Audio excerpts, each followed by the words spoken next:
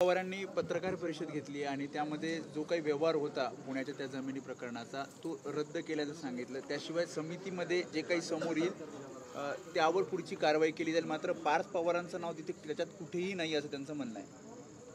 मला एक सांगा, एखाद्या ठिकाणी चोरी झाली आणि चोरीचा माल रिकव्हर केला तर चोरावरचा आरोप किंवा गुन्हा रद्द होतो का?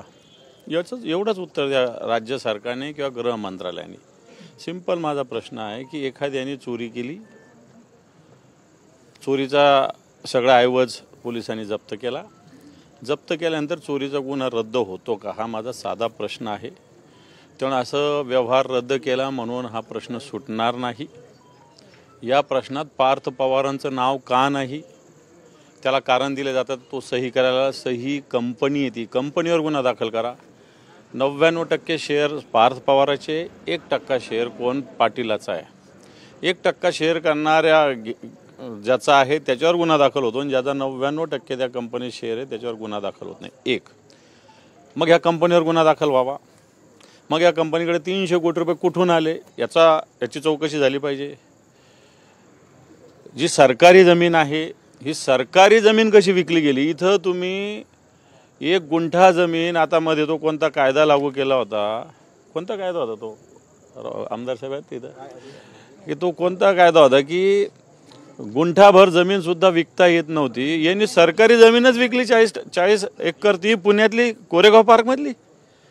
आणि मग हे कसं होऊ शकतं? म्हणजे हे सरकार, मोदींचं सरकार म्हणत होतं ना खाऊंगा ना खाणे दूंगा। इथं काय प्रकार? समजा हे उघड नसतं झालं तर पचवली असती काय? पार्थ पवार मालक झाला, त्या पाटलाला दिली असती 1% वाल्याला त्यांनी जमीन।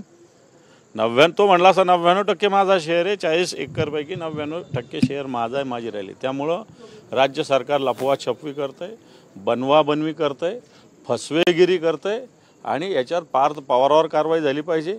अजितदादांनी याच्यात राजीनामा दिला पाहिजे। अजितदादांनी याच्यात राजीनामा देण्याची आवश्यकता आहे। कारण हे सरकार नाही तर मग देवेंद्र फडणवीस फार साधन शुचितेच्या गोष्टी करतात। भारतीय जनता पार्टीचे लोक इथं 40 एकर जमीन, तेही पुण्यातल्या कोरेगाव पार्कमधली, ज्याचा व्हॅल्युएशन 1800 कोटी रुपये आहे, 500 रुपयामध्ये याचा व्यवहार होतो।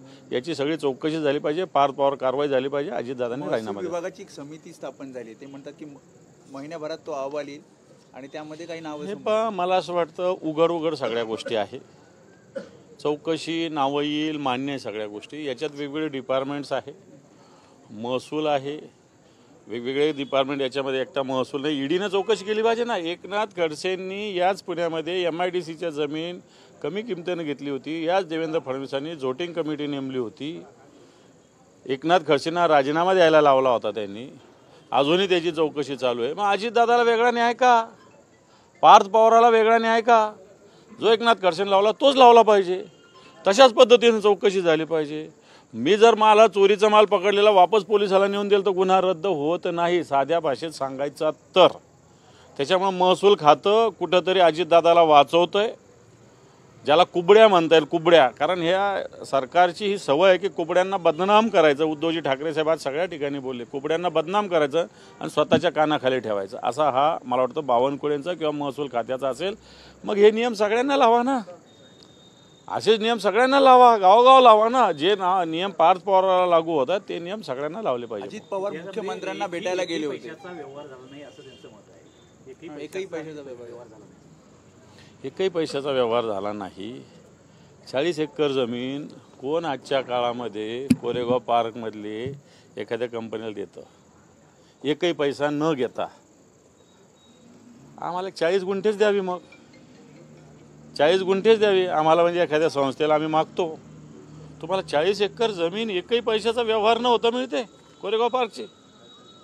हे तर आणखी मोठं आश्चर्य आहे। जगाचे 7-8 आश्चर्य त्यातलं आणखी एक 9वं आश्चर्य आहे। मला वाटतं ॲडिशन केलं पाहिजे। एकही रुपया खर्च न करता कोरेगाव पार्कची 40 एकर जमीन मिळते तर मला वाटतं जगातलं एक 8वं आश्चर्य ठरेल। अजितदादा असं देखील म्हणतात की हा व्यवहार होत असताना मला काहीच माहीत नाही आणि आताही सांगतोय की अधिकाऱ्यांना देखील त्यांनी दम दिलाय।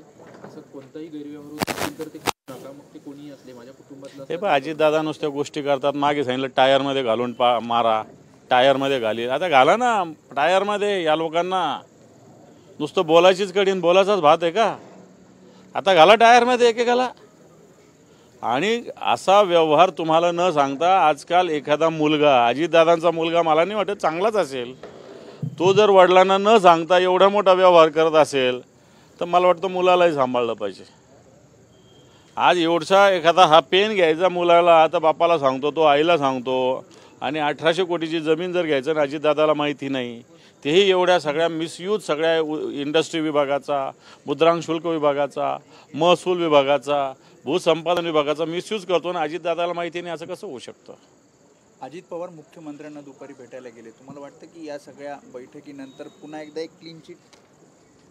हे हे तर आम्ही मानतो की हे देवेंद्र फडणवीस नुसते बोलतात भ्रष्टाचाराच्या विरोधातल्या गोष्टी, परंतु भ्रष्टाचाराने पूर्ण बरबटलेलं सरकार या महाराष्ट्रात, ह्याचे अनेक प्रकरण आहेत. आता आणखी आलेले आता परभणीचेच काही लोक येतात माझ्याकडे थोड्या वेळाने, मी त्याच्याविषयी नंतर जातो. परंतु अजितदादांना क्लीन चिट देणं हा मोठा पाप ठरेल.